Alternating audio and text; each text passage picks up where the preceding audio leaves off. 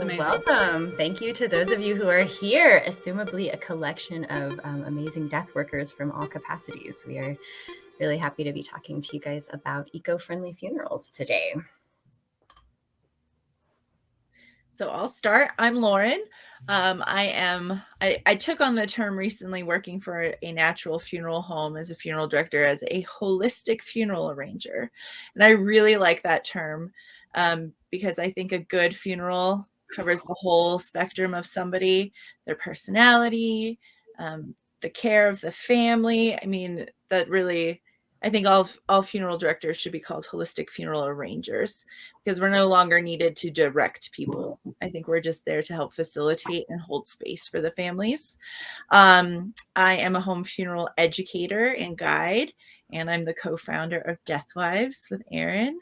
My main passion is green burials, all the green options for end of life, and then education, which is how I met Erin. Yes.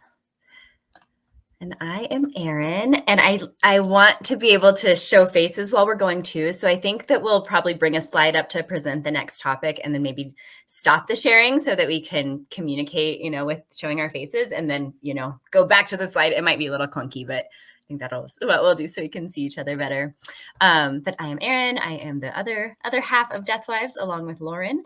I'm not a funeral director, but I am a death educator primarily at this point through Deathwives. I'm also an experienced death doula. I was a birth doula before I became a death doula. I joke that I'm a professional crier, but it's not really a joke. I have a large emphasis in our work on grief and on the importance of collective grief, community grief, grieving with witness, grieving anonymously even. And I'm also a celebrant and I'm a memorialist. So I do funerals and ceremonies of all kinds that are always intended to be very custom and, not copy paste necessarily. And Lauren and I teamed up. Did we decide 8 years ago? It's been a bit of a back and forth. Well, we started Deathwives about 2.5 years ago, but we started working together about 8. Yeah. When we met, I said, when we met. And I met as a student at one of the home funeral classes she was teaching. And it blew my mind to know that home funerals were an option. I had no idea. And really, I found her because, many years prior when I was grieving and looking for resources and like, who can I work with that does this? Who does this? Kind of after realizing how corporate the funeral industry is, I found Lauren as somebody kind of teaching things that were really important and really applicable and outside the box. And so together we formed Deathwives. And Deathwives offers everything that you see here on this page and more. We wanted to keep it really simple. And the purpose of our class today isn't advertising. We're going to talk all about environmental funerals, but this is who we are and kind of what we do within the death education realm. So Lauren and I both work with funeral homes, green funeral homes in Colorado, and provide services, her as a funeral director, myself as a death doula and a celebrant. But then we also do these classes. The core classes are all 2 hours. They are pretty inexpensive. We keep them on a $33 to $66 sliding scale per class. And there's no qualifications. People can just pay what they can.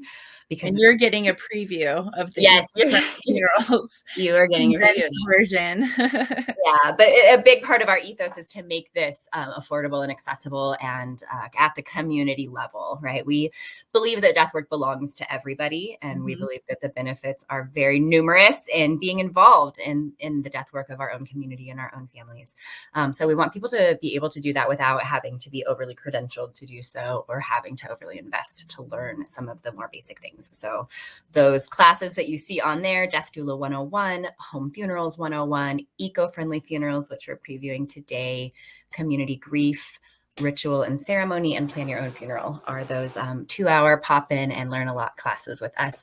And then we also have a death school, which is a 3-month program. We're getting ready to try out our first fast track that's only 6 weeks.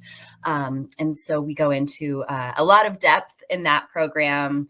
It goes from an ancestry unit to case studies to the afterlife in a very the whole death. So that one's a lot of fun. That actually, the winter session just went on sale this morning. So if you're interested in any of that, go to our website, send us a message, but we will get on with the presentation. All right. So today we're going to be kind of explaining what a death doula is, explaining what home funerals are, and then really kind of going into the eco-friendly end-of-life options. I know that this is an international event, so some of these options are not available where you are yet.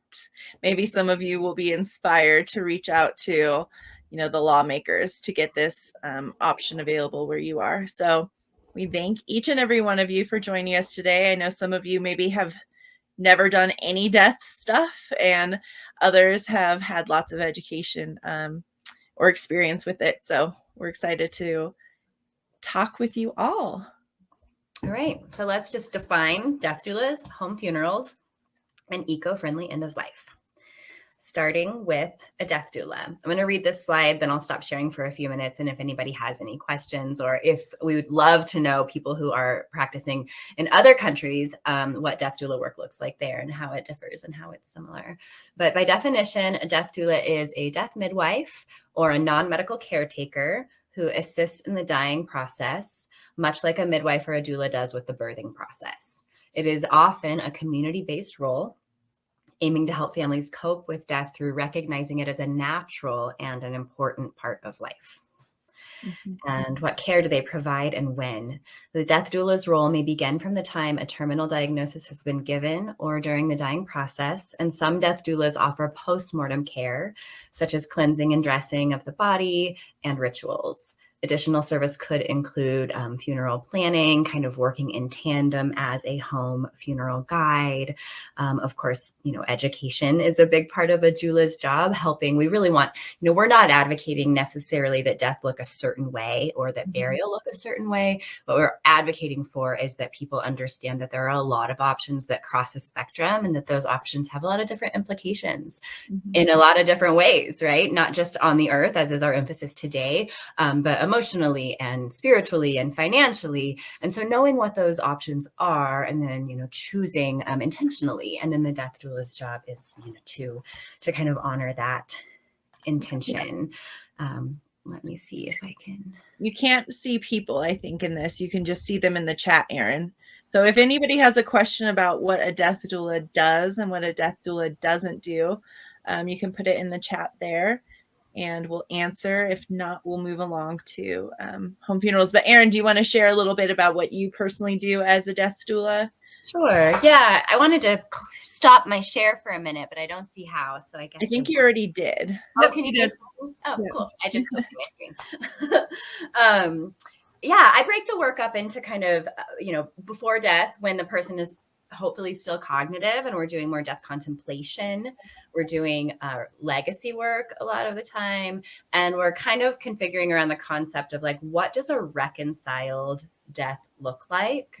Reconciled in every way, relationally, who do they need to talk to before they die? Because, what if your last words were somewhat intentional, right? We learn through the process of death work that not every death is equal, and that it's kind of a privilege to be able to plan your death and to have it go that way, because a lot of people, die in a car accident, die in a tragic way. And so all of these things that we can plan for in the best of circumstances are certainly not always available to us. So in that part, that legacy work, when someone is still alive and wants to have these conversations, we have the opportunity to say, what do you need to do to die at peace? That looks really different for different people. For a lot of people, there is a spiritual component for it. And I lean that way myself. So I have a lot of conversations with people about their fears around the afterlife and what they believe. And it's beautiful to see people just expand as they're dying. But, we always outsource as well, right? So we can bring a priest in, or we can bring a rabbi in, or just make sure that they have whatever support that they need to feel at peace there. And, are they worried about their house? Are they worried about their estate? Are they worried about what are they going to do with all of this stuff? Who can what kind of funeral arrangements do they want? And this is why that death doula education aspect is included, because like Erin said, they may not be thinking about their wills yet. They may not be thinking about their funeral plans. And a death doula can help assist with that too. And that's why we educate on these different green options, so that a death doula, if you would like to be a death doula, that you have that full spectrum education. Like Erin's saying right now, a death doula has a full spectrum of ranges of services that they can offer. And most likely they're never medical, so there's no like certification, which we always try and make well known, that it's something everybody can do and everybody should do. And hopefully by the end of this, you'll have a feeling and understanding of why we feel so strongly about that. Yeah. And so that's the before care legacy projects. I didn't emphasize that necessarily enough, but talking about like, what are your favorite, I don't love the word favorite, but like, what music brings you peace? What music do you think you would want to listen to at the end of life? Knowing what sense a person loves and what sense they maybe don't love, because that is not the same for everybody, so that can be introduced when you get to the 11th hour, right? To the second phase of care where you're there for the active death. And in that role, the death doulas, it's always non-medical, but oftentimes the role of the death doula in that space, is to remind people that this is perfectly natural and that contrary to everything else we've practiced in our life, in this space, death is where we're going and what we're heading for, right? And so like allowing that, holding space for that, educating them on things like V said when they stop eating or drinking voluntarily, on things like the death rattle, just reminding families that this is normal, holding their hand.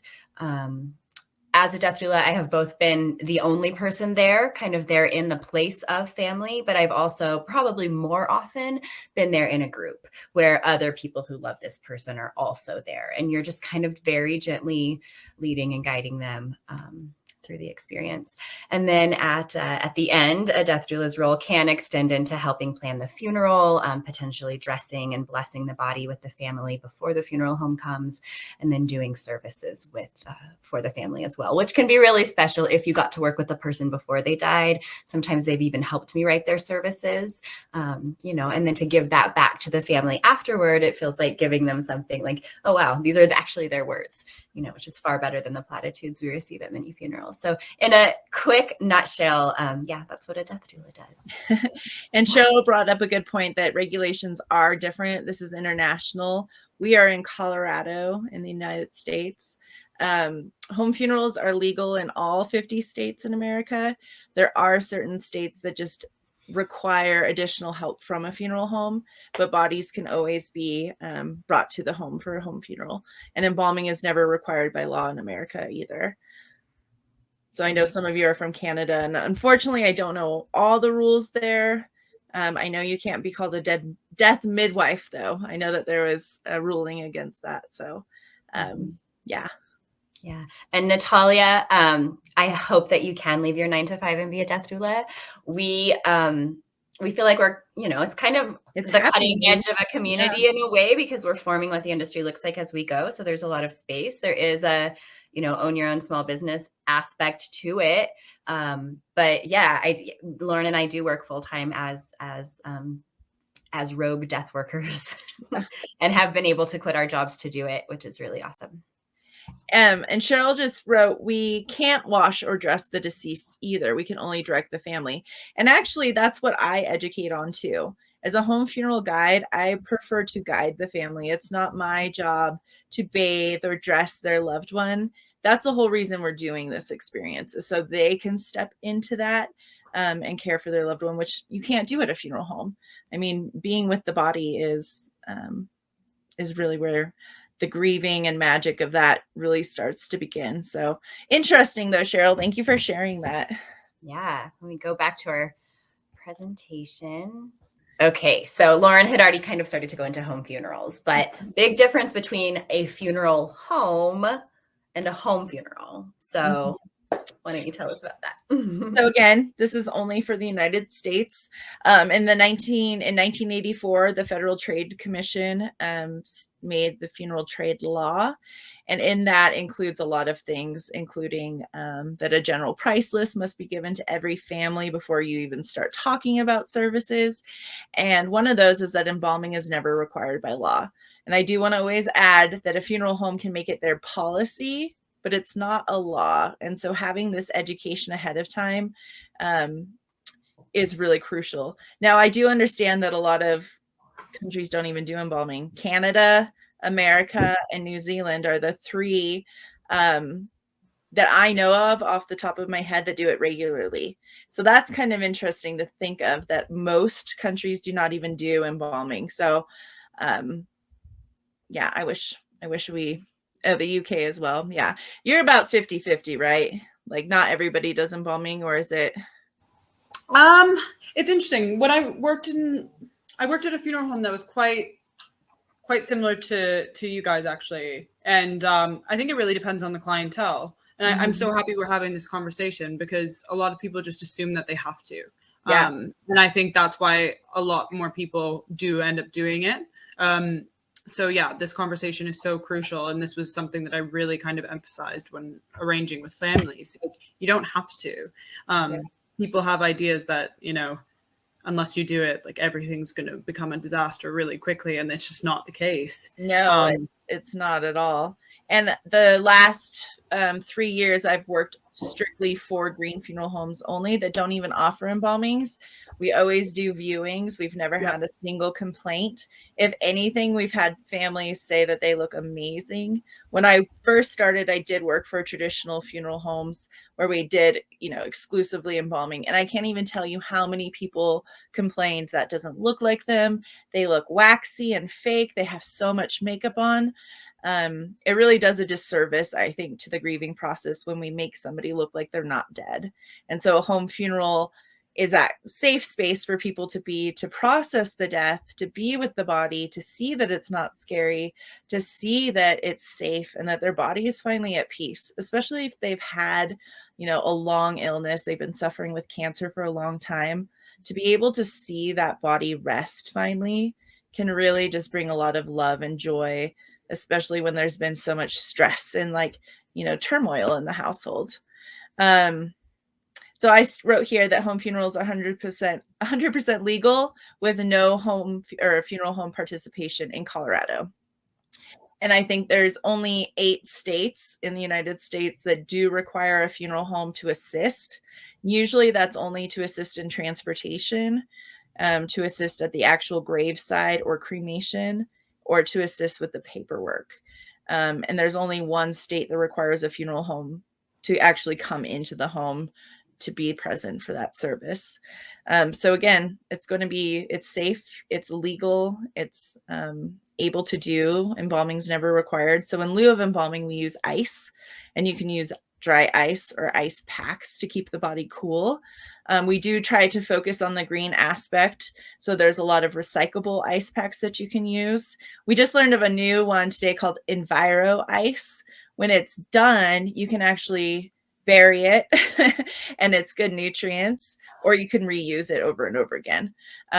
There's also something called Techni Ice, and those are flat that can be easily transported, and then you soak them in water and they expand and then they're frozen. So that's how you keep the body cool, which is what's required here in America, is that the body either has to be refrigerated, it has to be embalmed, or it has to have ice. So some sort of cooling process has to take place within the first 24 hours after death. And that's a really important number for us here in America, is that we do have 24 hours before we have to make any of those decisions. And sometimes that's a home funeral. It's just spending those few hours with the body, maybe having a small ceremony, maybe having the family anoint the body or dress the body themselves before the funeral home comes. So we always want to let people know that there's no emergency in death, that after the death has taken place, we don't need to make all these phone calls right away. Be present in that moment.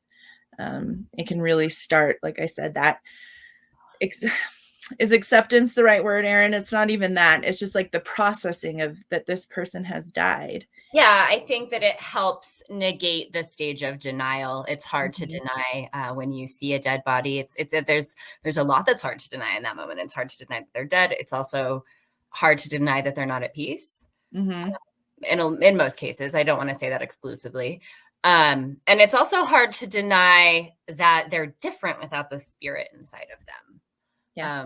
So, you know, does going to a funeral and seeing a body heal somebody? No, grief exists as long as love exists. And so none of these things take that away. But it gives it a healthy place to be processed. Yeah. And I can't, as a funeral director and as an educator, I cannot say enough how important it is to see the body. Whatever you're choosing, please see them. I've never had somebody regret it, and I've had numerous people regret not having that final time with them. So whether they're in a hospital or if they're in hospice or they're in your home, know that you have time. There's not a rush. Invite people to come see them if they're not able to, especially during COVID. We had these lockdowns, or we weren't even allowed to go to funeral homes or have services. We had that extra time pocket there that people started using. They knew they had 24 hours and they probably wouldn't be able to have a service, so they could invite immediate family over to spend time with the body that they wouldn't get during this time.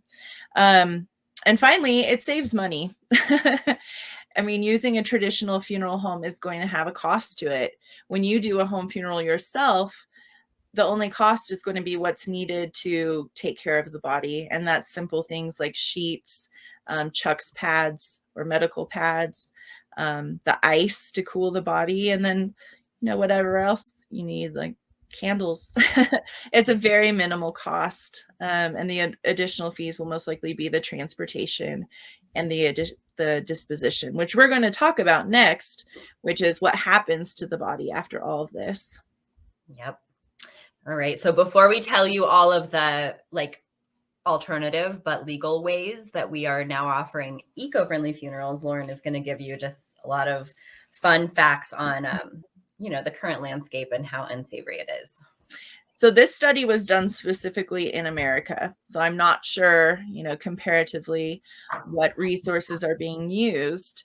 But yearly in America, for caskets alone and the burial alone, we use about 30 million pounds of hardwood, 2,700 tons of copper and bronze, over 104,000 tons of steel, and then 1.6 million tons of reinforced concrete for the burial vaults and caskets.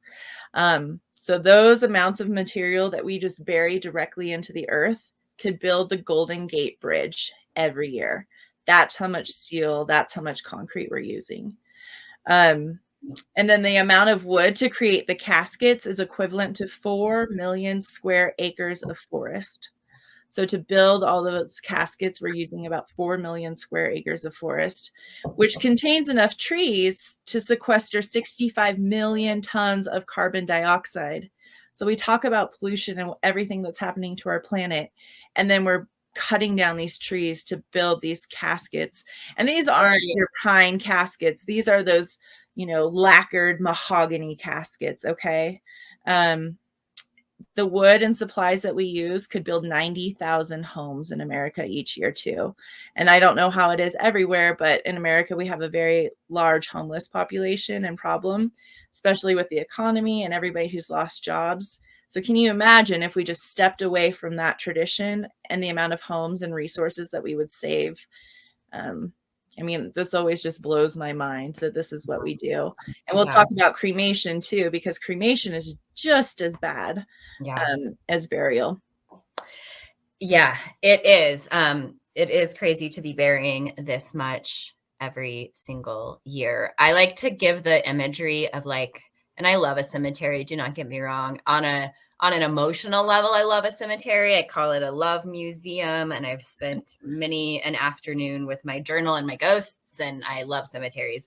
But if you think about what's going on underneath that top layer of soil, I picture kind of a mouthful of cavities, right? Because it's just hole after hole after hole filled with all of these things on this list: hardwood and steel and concrete and lacquered hardwoods that will, never break down. And then the body inside of it, usually embalmed. So it's still going to decompose, but slower. And then it's going to be in this kind of time capsule. And so why are we slowing decomposition? What kind of death avoidance does that point to? Just A, and then, all of these resources lost. B, and then the idea of what if we could actually return to the earth in a way that was useful, give our body back to the earth, be a part of the cycle that we are a part of rather than removing ourselves from it. So that segues into the other things. So like I said, cremation is what is most common here in Colorado, where we live. It's about 72% of people are choosing cremation. A lot of the reasons people choose cremation is because, you know, of the mobility. We live in a very transient society where we're moving and we're not staying in the same place, so people aren't choosing burial as often. It's also usually more affordable than the traditional burial, just because you're also purchasing a casket and a cemetery plot. But a lot of people think that it's a greener option, and that can't be further from the truth. I actually prefer traditional burial over fire cremation, because of the amount of energy that we use.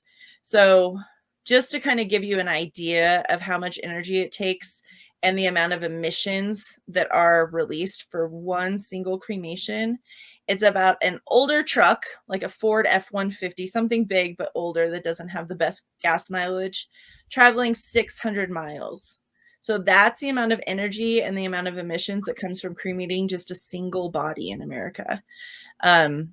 So with that and the emissions, it also is going to release the toxins into our environment, including mercury. So a lot of us still had mercury fillings. A lot of the elderly people do. When they're cremated, those vapors go into our atmosphere around us. So in Colorado, me and Erin are a mile up in the sky right now. I don't know where you folks are, but that's where we are. And because of that, we have stricter rules of where crematories can be and not be because of the atmosphere and the amount of particles that will drop directly down around us. The other thing is you're not going to find a crematory in a neighborhood around houses or anything like that because it's not safe to be around. These toxins can be inhaled not only by the funeral directors and funeral workers, but by people in the area. So most likely a crematory is always going to be in an industrial area only. Here's the other, this little picture at the bottom here, that North America uses enough fossil fuel for cremation to drive halfway to the sun. That is a lot of fossil fuel. I know that people, you know, assume like, oh, cars, oh, this.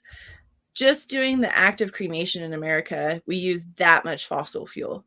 I know that might be hard to even like wrap your head around because we only have gone to the moon, but it's really, really far, and it's a lot of unnecessary fossil fuels that we're using. And again, every time we're burning that, we're putting that straight into the environment.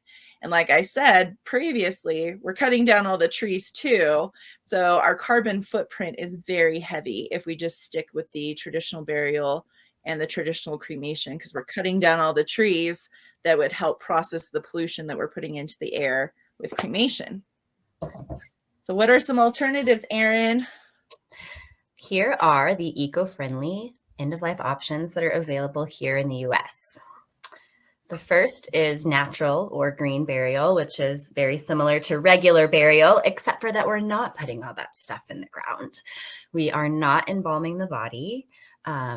You know, it can be cooled, like Lauren said earlier, just with ice packs, refrigeration. So we advocate, of course, keeping it the right temperature, but it doesn't have to be embalmed. It's honestly an antiquated technology.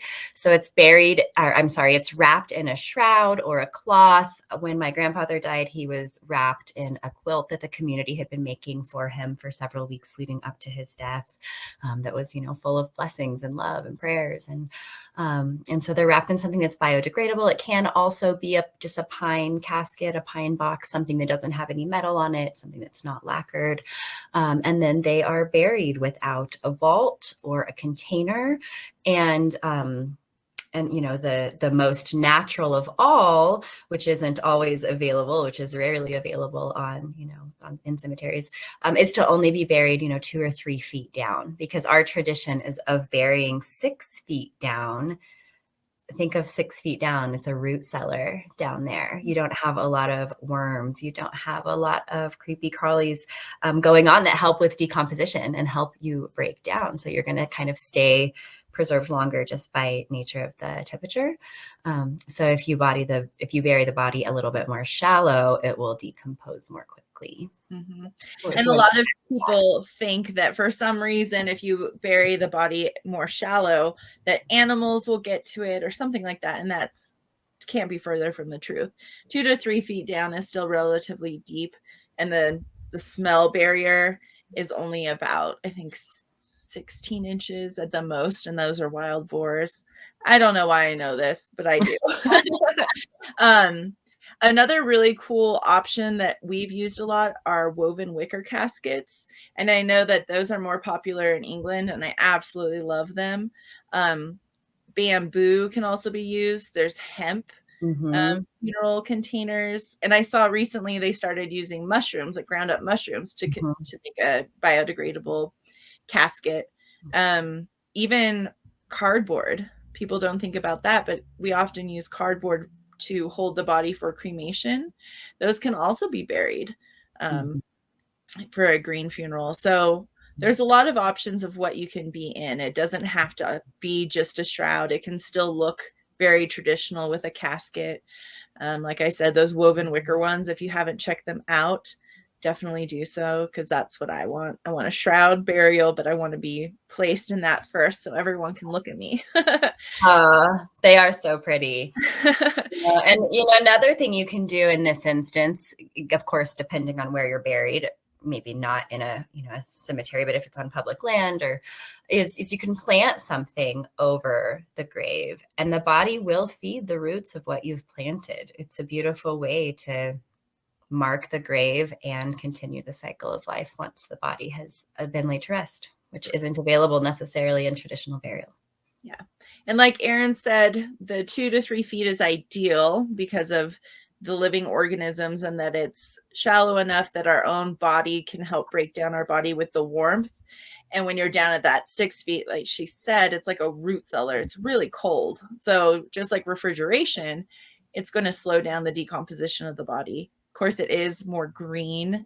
But to do the quote unquote natural, you would have to find a burial preserve, typically is what they're called. It's a special cemetery. We have 2 city cemeteries here in Colorado, and both of them allow for the green burial. So they could just be the shrouded body placed directly on the ground at the bottom of the grave, but they won't do the 2 to 3 feet. They'll only do the 6 feet. And so that's kind of the norm still. And so to search for an actual natural burial ground, it's typically some sort of preservation. And I do know I am seeing more and more natural burial grounds show up throughout Europe, but correct me if I'm wrong, anybody in the audience, I've seen a lot of them for cremated remains only, not burials, which is kind of ironic to me. These ashes aren't that great for the soil or anything like that. But I would love to know if anybody has natural burial preserves where they are. You can just share that in the chat. Oh, good. The UK has loads of natural burial sites for bodies. Good job. Good. Really, that many?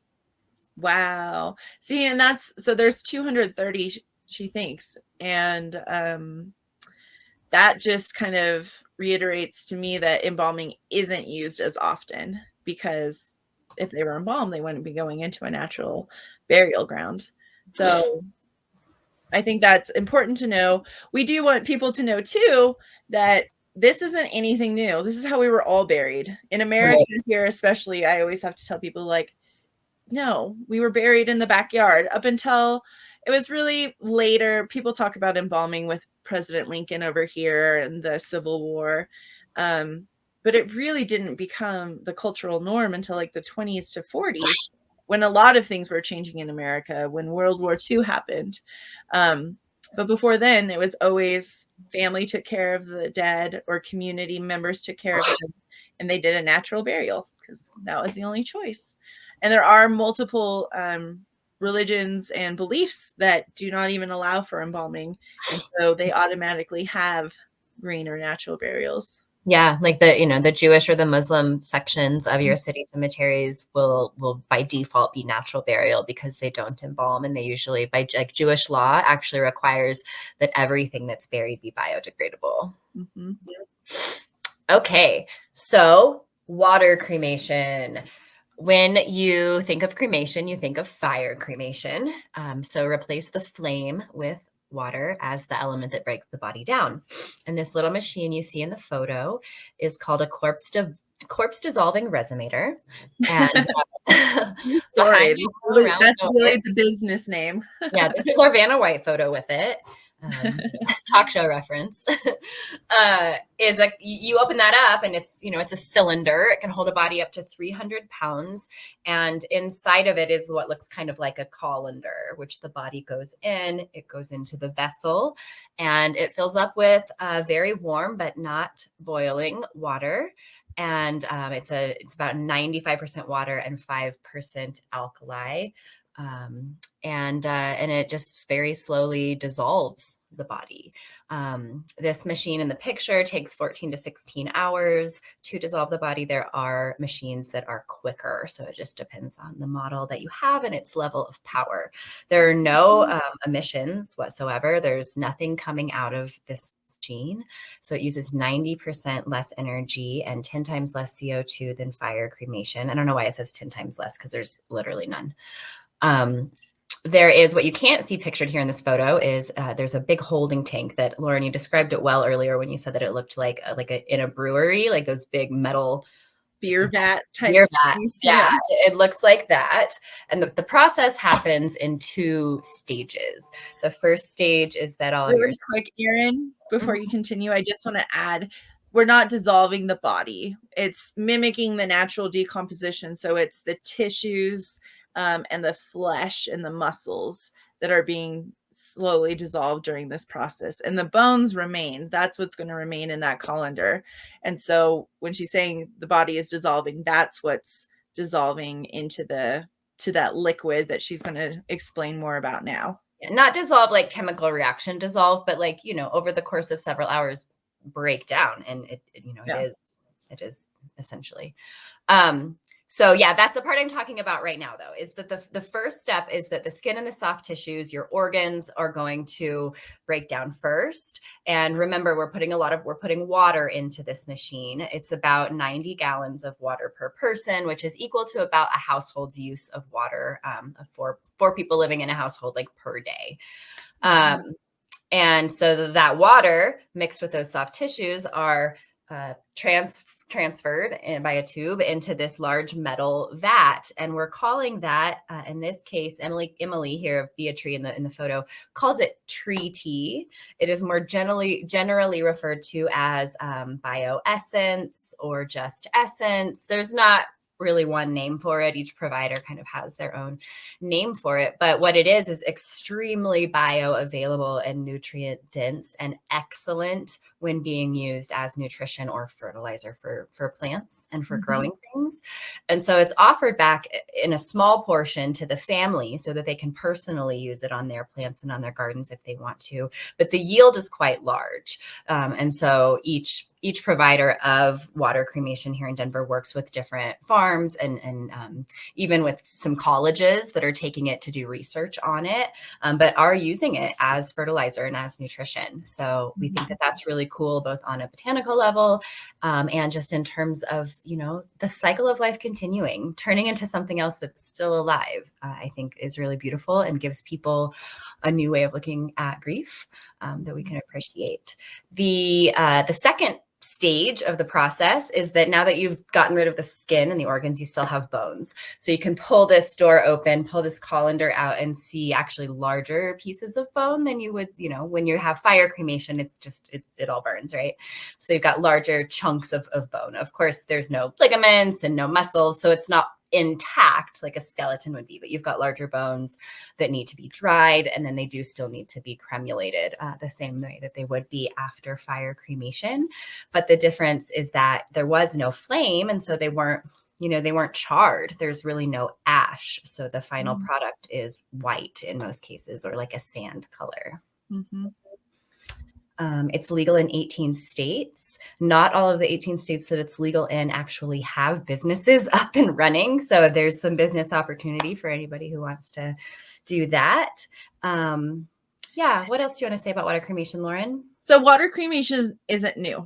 I think that that's something that That's people should important. know. It's been used for many years here in America. Mayo Clinic has used it for over 20 years for body donation. It is extremely green. We talked about how the amount of emissions that a single cremation provides.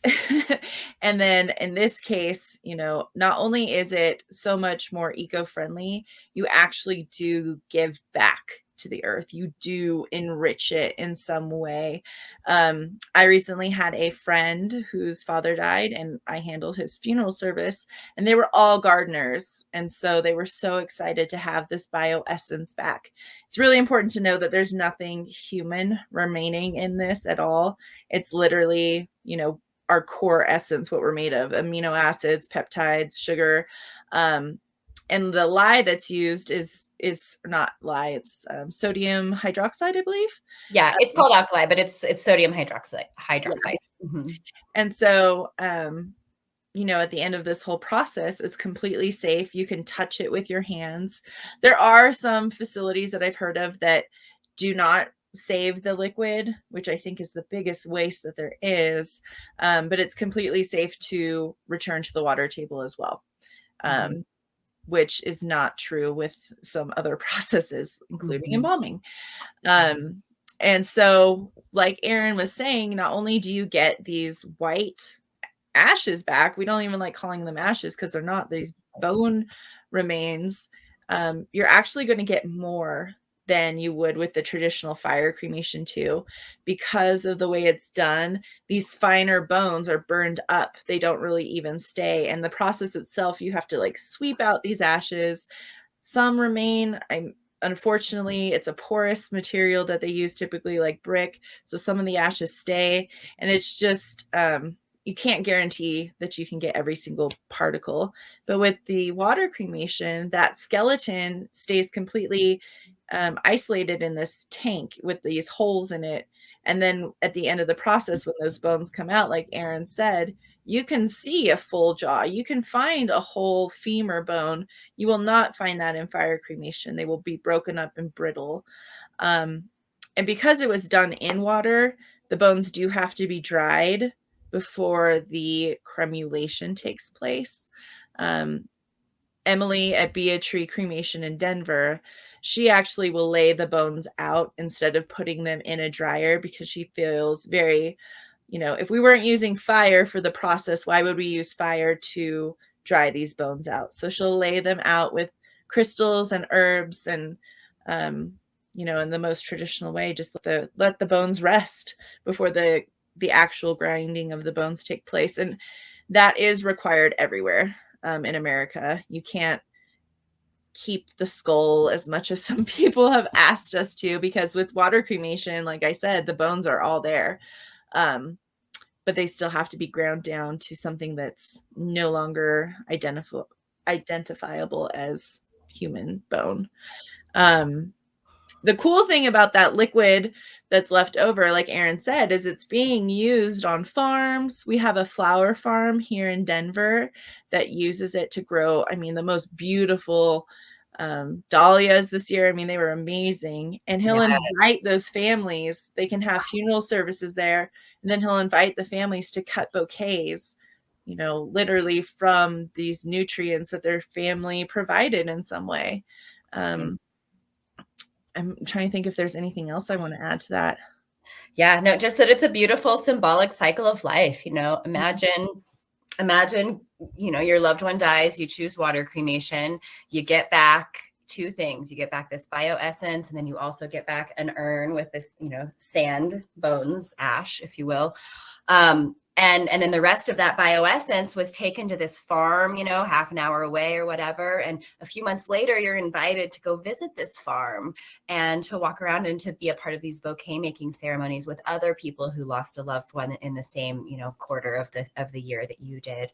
And it's your loved one's literal bodies, the elements of their being that are attributing to this garden, which is like a Goliath garden. It's like the largest peonies I've ever seen, the biggest sunflower. It's just incredible. Mm-hmm. And they can go and cut them, and they can bring them home, and they can put them on their table. And there is their mother or their grandmother or whoever it is they lost as their favorite flower. Like, it's just really special. And we're doing it. It's here.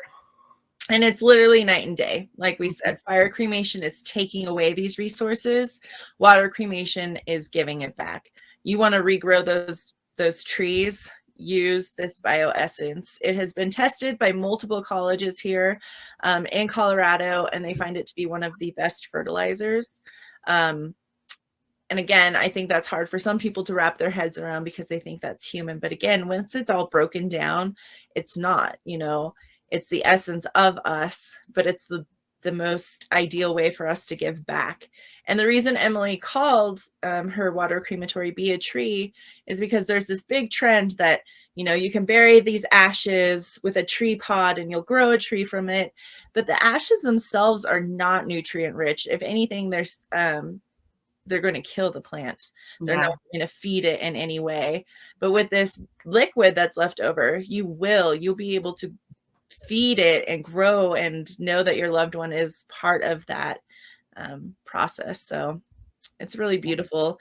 And like I said, you'll get the same ashes back, which we talk about of why it's so popular, because people like to scatter ashes or separate them or make jewelry out of them. You still have that option with water cremation, but in just a greener way. Yes, we love it. Okay, natural organic reduction is newly legal. It was legalized here in Colorado just this year. And Lauren and I were active in the legislature, speaking as witnesses, just trying to get it passed. And so it's thrilling for us to watch in real time as it kind of state by state comes up for legalization. So this is what we call human composting. When you talk about human composting, the actual term is natural organic reduction, and it's the contained accelerated conversion of human remains to soil. Mm-hmm. So it uses large tanks, containers, or similar vessels to hold the human remains together with really simple ingredients, usually straw, wood chips, and alfalfa, I've heard in some cases.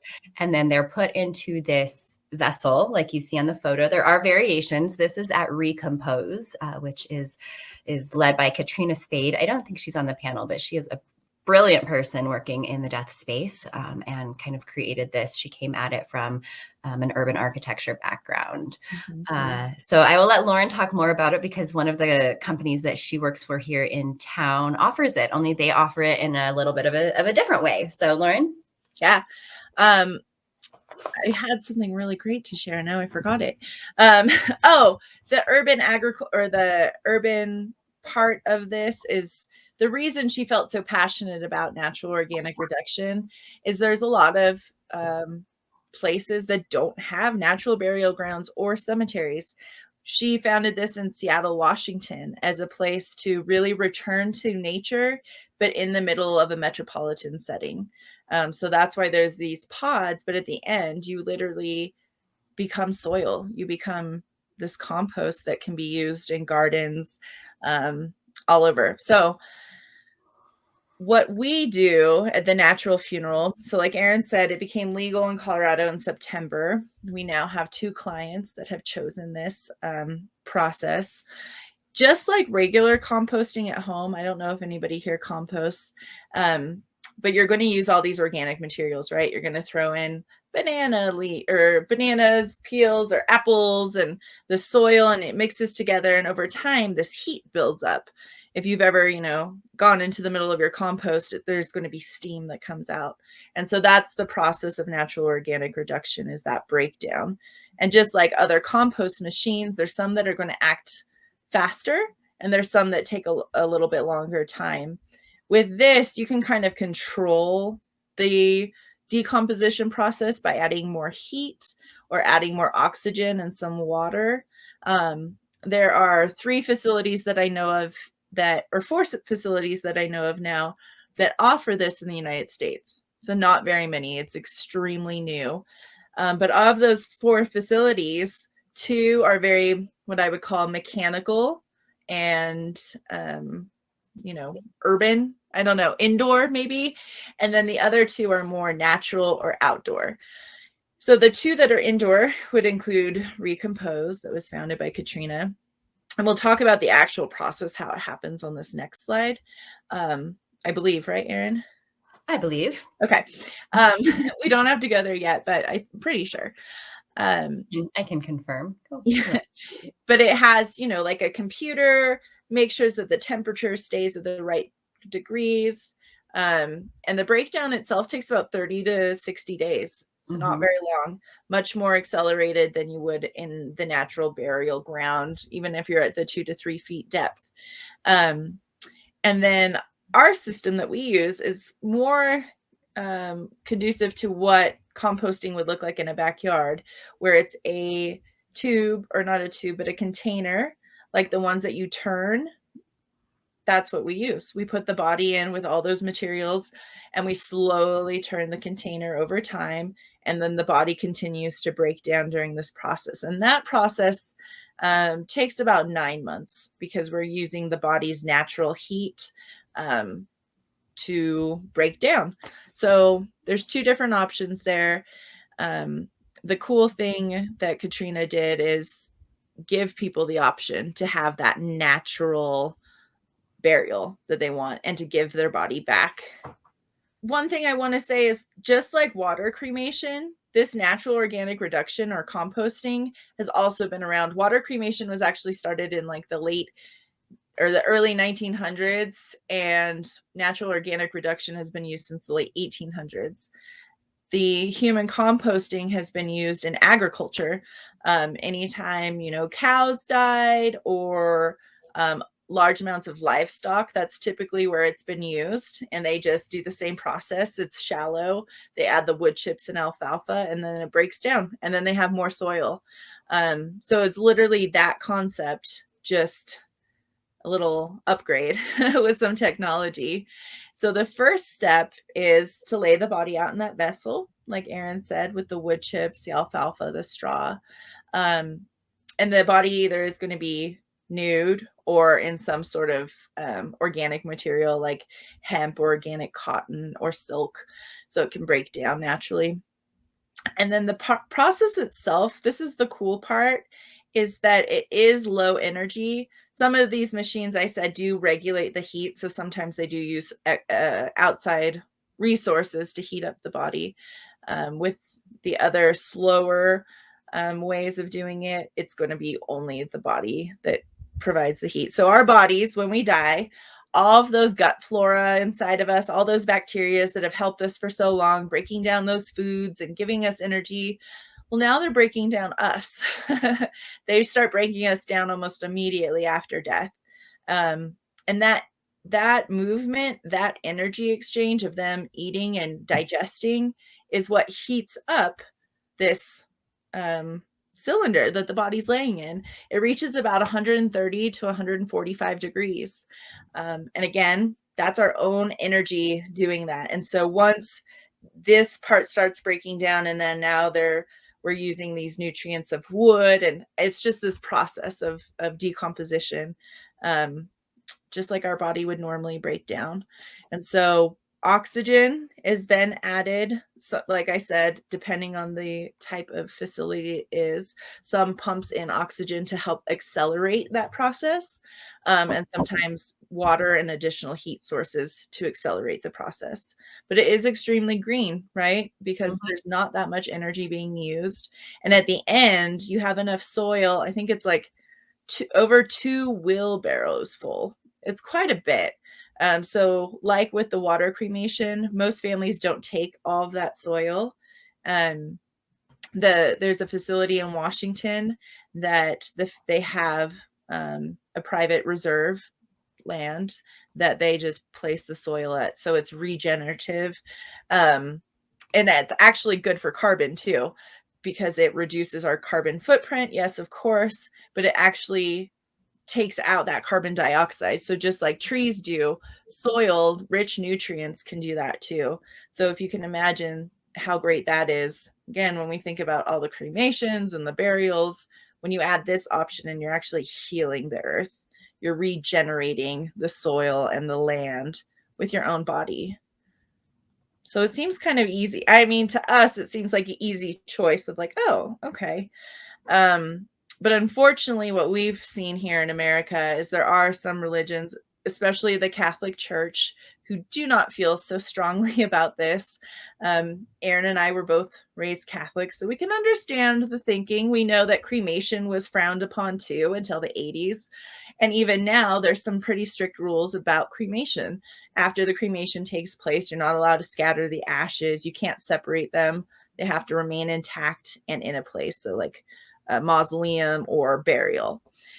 So with the natural organic reduction, they see that as the body separating in a way, even though to me, I can say, no, that's literally the ashes to ashes, dust to dust, returning to the earth, right? Well, it forgets that is the end game anyhow. I mean, breaking down regardless of the method is what we're supposed to do. So this is an example of us just trying to emulate like the most prime environment for breakdown rather than the opposite, right? The traditional burial where you're doing everything you can to slow it down. Yeah. And I think the hard part about all of this is that no matter where you live, there's this death denial that takes place. This will never happen to me, so I'm not even going to talk about it. And so when the time does come, people don't realize all the options that they have, that they do have the choice to not be embalmed if they don't want to, that there are places that will do water cremation. And then hopefully more and more places will start offering the natural organic reduction or human composting. But if we're not having those conversations, if you're not popping on and hearing us talk about it for an hour, we'll never know. And so it's so important. And thank you for being here. And thank you, Lifting the Lid, for putting this together. Just be having these conversations. It is important. If we can have control if we're harming the earth or giving back to it, I feel like more of us would choose to give back to it. But if we don't even know the harms that are coming from what we think are traditional, then how are we going to make that choice? So, yeah, that's well said. Well, that's it, guys. That's kind of our presentation on the different types of disposition and the ones that are green. Because this is an international panel, we would love to know what happens where you're at that is different and is green. And also, I'd just love to open up the space to any questions. There's a lot of information there. So if we can understand if there's a lot of questions, especially with the water cremation process or the natural organic reduction process.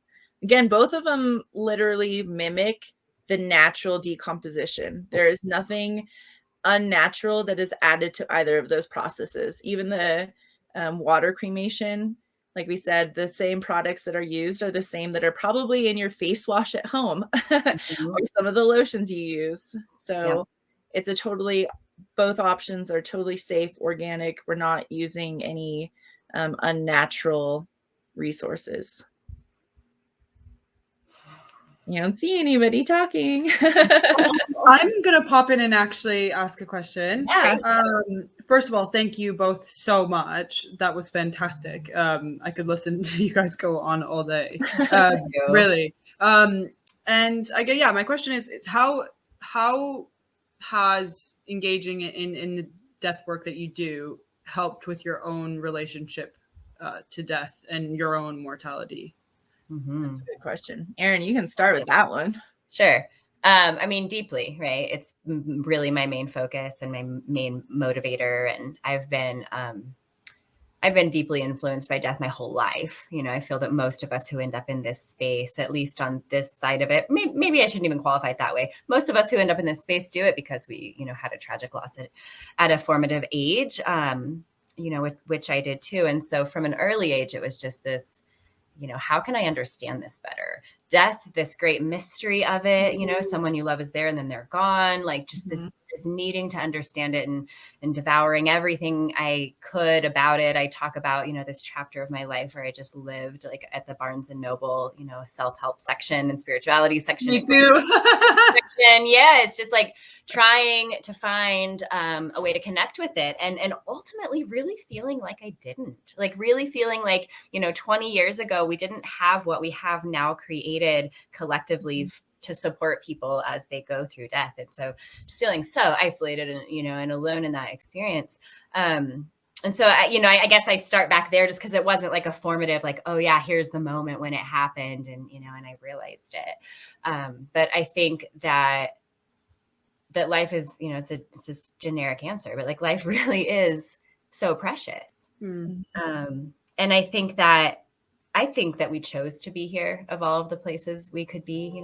This giant earth is so small. It's just one grain of sand on the beach compared to, the whole cosmos. So like remembering that and getting clear on why am I here, and I feel really, really fortunate to be pretty sure that in addition to like, raising my children and working out my own ancestral trauma, I'm also here, as a messenger to speak to speak for death and to help people understand that the options that they have. And we're afraid of things that we don't understand, right? So my own like need to understand it now is a need to help other people who need to understand it be able to understand it. I think it makes me love hard. And it just makes me unafraid. I'm not really afraid of death. I'm not really afraid of my own death. I'm afraid of leaving too soon. I'm afraid of the people it would hurt. I'm afraid of, the people around me when I think of them dying. I'm maybe afraid of losing them and I don't want to live without them, but I'm actually happy for them because I think that, like Ram Dass says, dying is like taking off a tight shoe. And I think as soon as we unzip this skin suit that we're in, we have access to a lot more than we have access to right now. A lot more love and peace for one, but also a lot more truth and wisdom. And our loved ones that we've been separated from all of this time. And I think it's, it's like waking up from a dream and realizing that it was a dream, but a very important dream. I don't know if that answered your question. Absolutely, it did. Absolutely. I don't know how to follow up with that. Like beautiful. Like Erin said, I think this work really has solidified, like, we don't know. We know that we're going to die. We just don't know when. It was really hard for me when I was 22 when I started. And it's not that I think I was in death denial. I was just very death defiant. I was young, right? I'm not going to die. And then all of a sudden, I see a 17-year-old come in and I'm like, yes, okay, this could happen to me. And like Erin said, the dying part doesn't bother me. The being dead part doesn't bother me, but that idea of the grief that I would leave behind. And same thing, like, you go, oh, a death worker, you should understand death happens. Like, why are you upset? Because grief, love. I mean, when that person is no longer there for you to love, that's that grief space that we live in. It's like, we love them so much, but we don't have the physical body to put it into anymore. So we're kind of feel like we're lost. And that's a whole different thing. But when we understand that relationship with death earlier on, it may actually help, like Erin said, like, okay, I miss them, but wow, they are probably like having the time of their life. Like, I am so glad that they are not here anymore, ill, or, sometimes it's violent deaths because of bad situations. Like, there's a lot of things that lead up to our death, but we all know that it's going to happen. Like, we can't deny that. And I think in some weird way that's comforting because we don't know when it's going to happen, and we don't know how it's going to happen. Even when we're in the dying process, I think we're very much in and out of these, like Erin said, this like flesh suit, and then they beyond. So I'm excited to see what dying is like. I'm not going to lie, but I'm going to enjoy every single moment that I have here, because I know, I could be driving to pick up my kids from school after this and an accident happens. So really appreciating life and respecting life, respecting other human beings, has been the biggest thing I've learned from doing death work. And we talk about death acceptance a lot, and we, pre-planning your funeral and knowing what your body does to the earth and the environment. But it's that relationship that we can have with death that makes our relationships with the people still alive more healthy, I think. And knowing that life is so fragile, if we truly understood that and accepted that this is all going to end, I think that it would change the way that we interact with other humans. I don't think there would be the same kind of violence, because we're all on this planet together and we all have the same end waiting for us. And I have to share this back, right? Like you can't bring it with you. Yeah. You're gonna die, and then we're all the same after we do. So this kind of system of status that we've created is just something that we believe. It's not real, Yeah. And it's going to always happen. We had a palliative care doctor share once that right now there's about 7 billion people on the earth. There have been about 109 billion people throughout time. So that means there's 102 billion people who have died before us, whose bodies are here or have become the soil that we walk on. Our ancestors are in the food that we eat. And so just understanding that it's this big cycle, it's this big process. Yes. So use this amount of time that we're given wisely and do it with love and gratitude and compassion for each other. That's my take. Yeah, I am completely in the same boat. I love that you used the word respect, because I think it does instill a profound level of respect. I mean, for me personally, that just wasn't accessible maybe before, just due to like life, right? You kind of walk around every day with the blinders on, and this kind of rips them off in a very sobering way, in the best way. I love that you shared that all of a sudden a 17-year-old comes across your path. Mm-hmm. And these things become a lot more real. It is just such a weird teacher, beautiful teacher, amazing teacher, and scary sometimes, and it's all of those things, right? And the cyclical aspect, all of it. It's so good. Yeah. We talk about, when a baby is nestled all nice and warm in the mommy's tummy, and that's it. That's life. This is everything. Yeah. It's so great. And then something's changing, and then they're going into this dark tunnel and they have no clue what's coming. And then all of a sudden they're here. And we think very strongly that death is probably the same exact way. Mm-hmm. It is this energy coming in, and then it's this energy coming out. And so if you think about it that way too, each life does matter. I mean, each soul and energy that comes in and goes out, that was part of its path in some way. So I'm not going to get all into babies and elderly people, but everything matters. That's what it comes down to, is everything was brought here for a reason. Like Erin said, there was some choice. There's struggle in it too, if you think about it. Like, being born is not easy. It's what we call it labor, and we also call dying laboring into death, right? It's a labor. It's actually difficult to get in and out of the body. I mean, I believe the true self is the part that comes in and out of the body, right? And this is we're just hanging out in this house for a while. Yeah. There are a lot of other, that's probably the other like main lesson that Deathwork has taught me, is that we're not islands. We, especially in American culture, are really guilty of being individualistic and thinking that we exist, like as islands, and we don't. We're more like seeds, or we're like the trees in our yard that every year shed their leaves and then they get new leaves in the spring. We're just the new leaves of this spring, but the tree is the same, right? And so seeing ourselves as part of a continuum and as a part of nature rather than being removed from nature, I just think it gives us a mindset or like a worldview that is grateful and is respectful and isn't too egoic. I mean, we've all got a little ego, but like it keeps you humble to remember that, we're not above death. We're not above nature. We are equal to them. Yeah. Yeah. It's a human experience that we're all going to experience. What a great connection.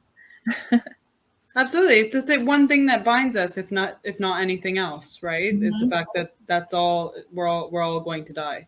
Yeah. They say it's the great equalizer, Yeah.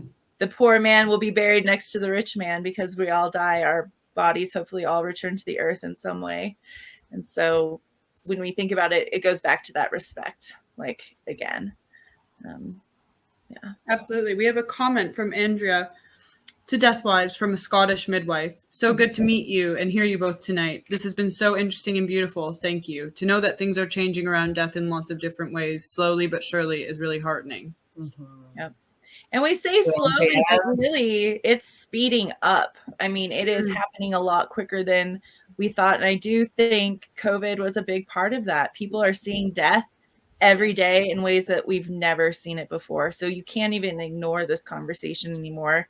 And because of that, people are being curious. We've been wanting people to talk about death and dying for years. I've been talking about this for years. My voice is tired from talking about it. And now people are coming forward and going, oh shit, I'm going to die someday. Like, I know that because this happened. My neighbor died, you know, all these things. And so that first step of like realizing that it'll happen is what is having all these conversations, is where death doulas are stepping in and saying the dying is important. The way we die, funeral celebrants coming forward and changing the way by doing it through Zoom and making these beautiful memorials for people in a different way. Like, this is the time, this is the now of changing the way we've been doing death, because it needed to be changed. Yeah. Thank you guys so much. Yeah, this has been great. And I can't wait to see everybody else. Oh my goodness. We were looking at all the lists of presenters and sessions. And I mean, it's like, so exciting. So good. Wow. It's so exciting. But yeah, does anybody have any final comments or questions? Please pop them in the chat. If not, then we can wrap up this beautiful conversation to be continued. We have probably Joe or Victoria saying thank you so much. Victoria, yeah. Hi, Victoria. Thank you for putting this together for us. Yes, thank you guys. This is you share our heart, which is to educate people about this so that they can make informed decisions. And by inviting such a big I can jump on the screen, actually. It's easier. Hi, thank you. Thank you. By inviting such a big cross section, you're just really getting the word out in a big way, and we appreciate it very much. No, it's great. We had such an amazing response. Yes. And yeah, no, it's great. It's great. We've met so many great people. We've met Cassandra, who's doing an amazing job with us here. It's brilliant. Thank you. Thank you. You really are bringing the conversations to the surface. I love the lifting the lid title, because that's perfect. Everybody can get a peek of what's going on and have these conversations in this lovely session. So thank you. Thank you. But we'll speak some more as well in between the next one. Absolutely. Well, thank you everybody again for joining us and for having us here today. If you ever want to reach out to us, you can go to our website, which is deathwives.org, or email us at thedeathwives@gmail.com. And we're more than happy to answer you or offer more education. So and also go to your expo booth as well, because there's information in there. And and it'll link to our website and have more information on the classes that we mentioned too. Yeah, exactly.